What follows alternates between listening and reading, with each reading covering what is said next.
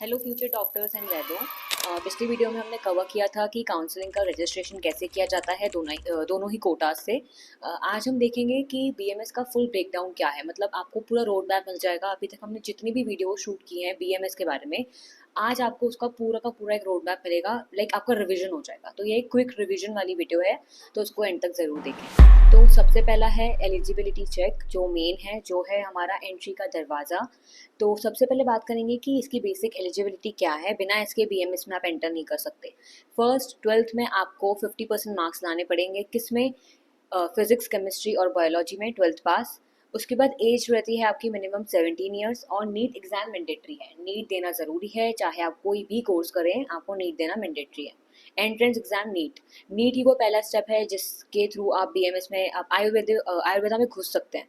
उसके बाद यही आपका नीड्स को डिसाइड करेगा कि आपको गवर्नमेंट कॉलेज मिलेगा या फिर प्राइवेट कॉलेज। अब गवर्नमेंट कॉलेज में कम फीस लेकिन टफ कंपटीशन, प्राइवेट कॉलेज में ज़्यादा फीस लेकिन थोड़ा सा फ्लेक्सिबल कट ऑफ। तो आपका जो नीट स्कोर है वो डिसाइड करेगा कि आपका कौन सा कॉलेज आपको मिलने वाला है। अब बात करते हैं काउंसलिंग की भी एक सेपरेट वीडियो बनी है, उसमें आप डिटेल्स में देख सकते हैं।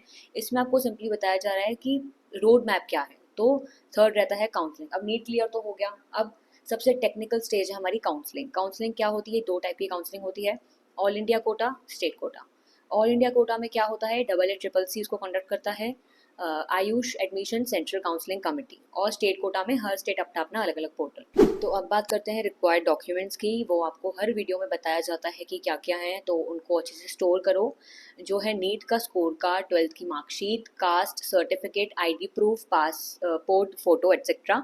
और ये काउंसलिंग का प्रोसेस थोड़ा सा ट्रिकी है। अगर आपने एक भी गलत कॉलेज भर दिया या फिर एक भी गलत इन्फॉर्मेशन भर दी तो आपके साथ ना अच्छा नहीं होगा। तो गिलॉय के साथ साथ आपको गिल्ट भी मिलेगा। तो इसलिए आप अच्छे से इन्फॉर्मेशन देखिए उसकी क्या क्या उस वीडियो में बताया गया है काउंसलिंग वाली में, एंड देन आप अपना रजिस्ट्रेशन फॉर्म करिए। उसके बाद कोर्स का ड्यूरेशन क्या होता है? कोर्स का ड्यूरेशन होता है 5.5 ईयर्स टोटल। 4.5 ईयर जिसमें आपको अकेडमिक स्टडीज़ होंगी, 1 ईयर आपकी इंटर्नशिप। अब अकेडमिक्स का ब्रेकडाउन कैसे है इसमें? जैसे कि फर्स्ट ईयर में आपको पदार्थ विज्ञान, ठीक है। सेकेंड ईयर में आपको क्या बताया जाता है? रोग निधन, है ना। थर्ड ईयर में अगत तंत्र और फाइनल ईयर में आपको आपको पंचकर्मा समझाया जाता है। मैंने स्क्रीन पर उनका पूरा डिटेल शेयर कर दूंगी कि फर्स्ट ईयर में, सेकेंड ईयर में, थर्ड ईयर में और फाइनल ईयर में क्या होता है। अब फर्स्ट ईयर में, second year, third year, fourth year हो गया। अब है आपका इंटर्नशिप, जो होती है 1 साल की। अब ये कंपलसरी रोटेटरी पोजीशंस पर होती है आपकी internship, government private Ayush hospitals में। उसके बाद OPD, IPD, panchakarma, lab, surgery सब कुछ कवर हो जाता है इसमें।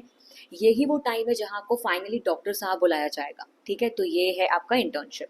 अब है करियर ऑप्शंस। ऐसा नहीं है कि इसमें कुछ करियर ऑप्शंस नहीं है, बहुत करियर ऑप्शंस हैं। गवर्नमेंट जॉब जैसे आयुष मेडिकल ऑफिसर बन सकते हैं, सीएचओ बन सकते हैं जो कि है कम्युनिटी हेल्थ ऑफिसर, एमओ बन सकते हैं स्टेट गवर्नमेंट डिस्पेंसरीज में। और फिर प्राइवेट प्रैक्टिसेस क्या है कि अपना आयुर्वेदिक क्लिनिक खोल सकते हैं। कंबाइंड मॉडर्न और आयुर्वेदा का आपका हो जाएगा इसमें। हायर स्टडीज़ कर सकते हैं, अब्रॉड की अपॉर्चुनिटीज़ है आपके पास जिसमें आप आयुर्वेदा वेलनेस सेंटर्स बना सकते हैं। स्पा एंड पंचकर्मा रिट्रीट्स जो कि यूरोप, यूएसए और ऑस्ट्रेलिया में है। और हेल्थ टूरिज्म, ठीक है। यहाँ आयुर्वेदा सिर्फ मेडिसिन नहीं है, एक लाइफस्टाइल भी है, तो आप लाइफस्टाइल इन्फ्लुएंसर भी बन सकते हैं। अब कुछ बोनस टिप्स हैं। अब बोनस टिप्स यही है कि आपके आयुर्वेदा माइंडसेट के नुस्खों पर ही आपको कुछ आयुर्वेदा टिप्स दी जा रही हैं कि जब आप एडमिशन करने जाएं, जब आप काउंसलिंग करने जाएं, रजिस्ट्रेशन करने जाएं, तो क्या क्या चीज़ें आपको दिमाग में रखनी है। तो अब जो बोनस टिप्स हैं आपके आयुर्वेदा करियर को सफल बनाने के लिए, वो यही है। पहली कि अपने डॉक्यूमेंट्स रेडी रखो, फोल्डर में भी और पीडीएफ में भी, फिजिकली और वर्चुअली दोनों ही आपके पास रेडी होने चाहिए आपके डॉक्यूमेंट्स। सेकंड, कॉलेज चूज़ करने में जल्दबाजी ना करें, आराम से पूरी इन्फॉर्मेशन लो उसकी, फिर चूज़ करो। And always choose CCIM approved colleges, मतलब जो central counselling of Indian medicine से अप्रूव्ड कॉलेजेस है ना, तो वो लो, वरना ना आपका डिग्री कागज़ बन के रह जाएगा। तो इसका ध्यान रखो। कॉलेज इंफ्रास्ट्रक्चर और हॉस्पिटल फैसिलिटीज़ वेरीफाई करो। प्रीवियस ईयर के रिव्यूज़ और सीनियर से फीडबैक लो उस कॉलेज के बारे में। उसके बाद बजट प्लानिंग करो, क्योंकि फ़ीस वगैरह का रहता है, तो बजट प्लानिंग करो, फ़ीस, हॉस्टल और मिसलेनियस एक्सपेंसेस के बारे में। और फीस का एक फुल ब्रेकडाउन लो ताकि आप हिडन चार्जेस से बचो।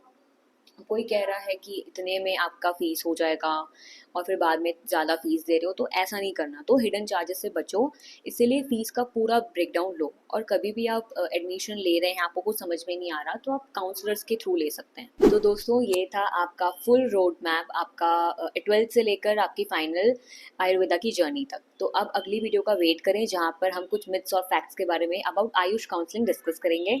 तब तक के लिए वेट करिए। लाइक करो, कमेंट करो, शेयर करो और सब्सक्राइब करना मत भूलना। स्टे हेल्दी, स्टे सेफ और काढ़ा पीना मत भूलना।